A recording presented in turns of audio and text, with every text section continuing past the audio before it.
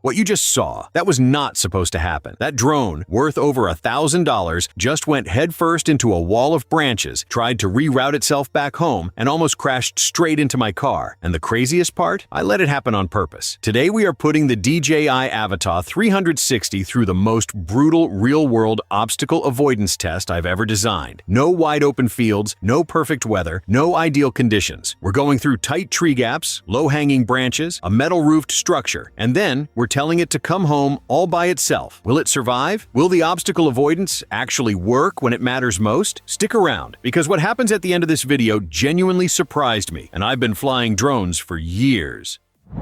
DJI Avata 360 Overview. Before we get into the test, let me give you a proper introduction to what we're working with today, because this is not your average drone, and it deserves a proper introduction. The DJI Avata 360 is one of the most ambitious FPV-style drones DJI has ever released. It combines the immersive, fast-moving flight experience that FPV pilots love with a dual 360-degree camera system that captures footage in every direction simultaneously. That means you're not just filming what's in front of you, you're filming everything, all at once, in stunning quality. Now here's something most people overlook when they first unbox this drone. See this orange landing pad? It's not just a nice accessory, it's actually a functional necessity. The Avata 360 has protruding lenses on the bottom, and if you land directly on hard concrete or grass without this pad, those lenses will touch the surface and you will see it in your footage, every single shot. So DJI wisely includes this pad in the box. Small detail, huge difference in footage quality. We're also running this with the DJI RC2 remote today, which gives us full manual control, screen visibility, and the ability to toggle between shooting modes mid-flight. I'll be switching between the 140-degree lens mode and the full 360 view throughout this test, so you can see exactly what each one captures in a real obstacle environment. And trust me, the difference is dramatic.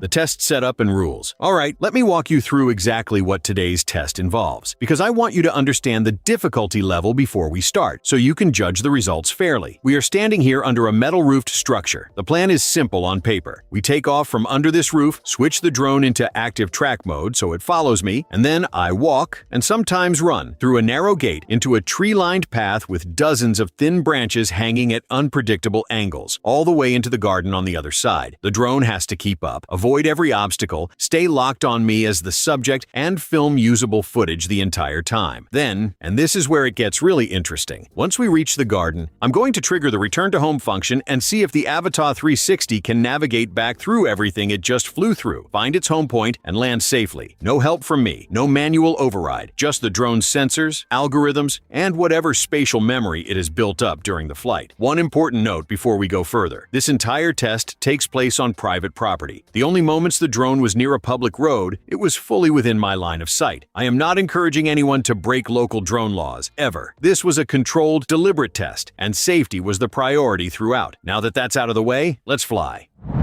Takeoff and active track setup. Okay, so here's where the first challenge begins, and it's not even the obstacle course yet. We're taking off from under a metal roof, which means GPS signal is basically non-existent right now. The screen is showing me 4 satellites, which is honestly not great. Ideally, you want at least 8 for stable positioning, but this is a real-world test, and real-world conditions are rarely perfect. I plug in the battery, one tap, then a long press, and the Avata 360 boots up. I can already see on the screen it's flagging satellite weak, position hovering unstable. That's the drone telling me it doesn't have a confident lock on where it is in the world. In normal flying, you'd wait. Today, we push on. Once it's in the air and we've cleared the metal roof slightly, the satellite count starts climbing. Now we get into active track setup. This is the feature that allows the drone to identify me as the subject and follow me automatically while avoiding obstacles. I select myself on the touchscreen, not spotlight mode, which just keeps the camera pointed at me from a fixed position, but full active track, which means the drone physically moves to follow me wherever I go. I configure the inner circle to 3 meters, outer circle to 7 meters, and I drop the height setting significantly. Inner height down to just half a meter, outer height to 2.5 meters. This keeps the drone low, which makes for much better footage, and also puts it right in the thick of the obstacle environment. No cheating by flying high over the branches. We're going through them. active track in action. And here we go. On the moment I start moving, the Avata 360 picks me up and begins tracking. And I have to say, in the open area before the gate, it does a really impressive job. It holds its distance, keeps me centered in frame, and the footage coming out of the 360 lens looks genuinely cinematic. There's this beautiful low perspective that makes even just walking look like a movie scene. But then we hit the gate, and this is where things get real. The gap is narrow, the branches on either side are thin, and this is actually the worst kind of obstacle for drone sensors. Thick branches and solid walls are easy to detect. Thin, wispy branches with irregular shapes at unpredictable angles? That's a nightmare for obstacle avoidance cameras, and you can hear it immediately. The moment we enter the tree-lined path, the motor noise changes. It gets louder, more urgent. The drone is working significantly harder to process what it's seeing and make real-time decisions. There are a couple of moments where I genuinely think it's going to hit something. It wobbles, it hesitates, it recalculates, but it keeps moving. It keeps tracking me. And the footage, which I'll show you in a moment, is wild. You can see branches passing within centimeters of the props. The obstacle avoidance is doing its job, but it's clearly operating at its limit. One completely unexpected behavior happens when I decide to test what happens if I run directly toward the drone instead of away from it. I assumed it would just back up and maintain distance. Instead, watch this. It rotates to face away from me, tries to build speed to move away, realizes it's going the wrong direction. Anna then swings back around. It's almost like watching someone panic and get their left and right mixed up. Funny to watch, but also a little concerning if you're in a tight space.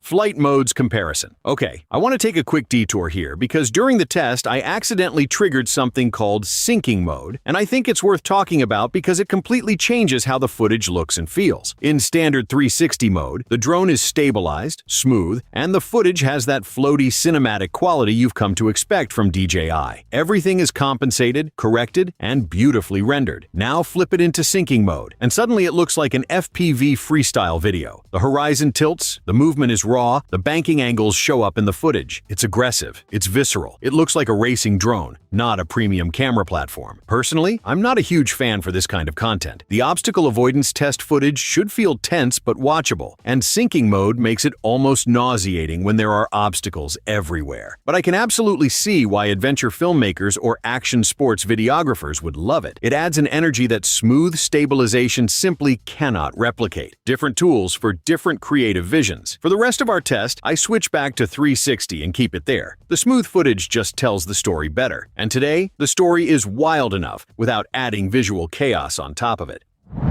The return to home disaster. Okay, like this is the moment I've been building toward. This is the part that genuinely shocked me. And if you've been watching this video waiting for something to go wrong, this is your payoff. We've made it through the branch gauntlet. We're on the garden side. The drone has survived, the footage is usable, and I'm feeling pretty good about the Avata 360's obstacle avoidance capabilities. So I press return to home. I step back. I let the drone do its thing, and it does something I did not expect at all. Instead of calculating the shortest, most direct path back to the home point, which is a straight line it could have completed in about 15 seconds, it begins retracing the exact route we walked during the test. It goes back through the tree path, back toward the gate, following the same trajectory we originally flew, like it recorded a breadcrumb trail of our journey and is now rewinding it step by step. Now, in theory, that's actually an intelligent approach. If the drone flew through obstacles in one direction, it knows that path is clear. So retracing it should be safe. And honestly, watching it navigate back through the branches with no human input at all was remarkable. That part worked. The pathfinding was genuinely impressive. But then it reached the open area near the metal roof. And instead of identifying the orange landing pad and descending, it kept going, past the pad, past the launch point, directly toward the car parked nearby. I had to grab the controls and override before it became a very expensive mistake. And the home point it had recorded under the metal roof, with poor GPS signal from only 4 satellites at launch, was off by several meters. And in drone terms, several meters is the difference between a clean landing and a crash.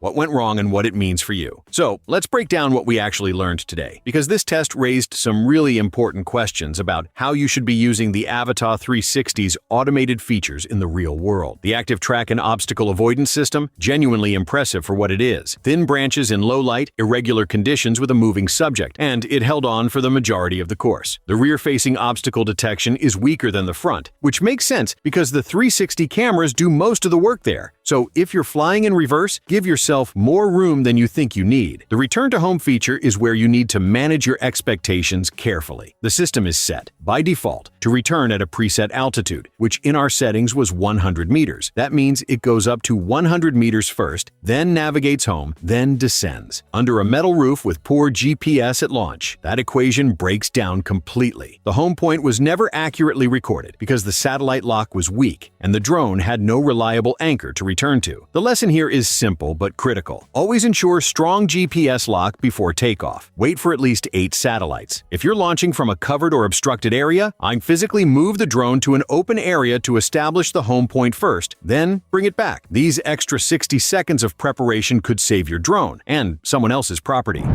Final verdict. So here's my honest final verdict on the DJI Avata 360 after today's test. The obstacle avoidance is real, it is functional, and in controlled creative scenarios, it will genuinely protect your investment. It's not magic. It won't thread a needle through a dense forest at full speed without consequences. But for the kind of dynamic, active track shooting this drone was designed for, it delivers. The 360 camera system produces footage that still looks incredible, even in chaotic conditions. And the dual lens setup means you're always capturing something interesting no matter what angle the action is coming from. The return to home feature, however, needs to be understood for what it actually is: a safety net, not a precision landing system. Under ideal GPS conditions, it works well. Under the conditions we created today, low satellite count, metal roof interference, GPS drift at launch, it struggled significantly. That's not a failure of the technology so much as a mismatch between expectations and conditions. Know your environment before you fly. Overall, the Avata 360 is still one of the most exciting and capable drones in this category. Today's test pushed it beyond what most users will ever put it through, and it came out the other side with its props intact and footage worth watching. That, honestly,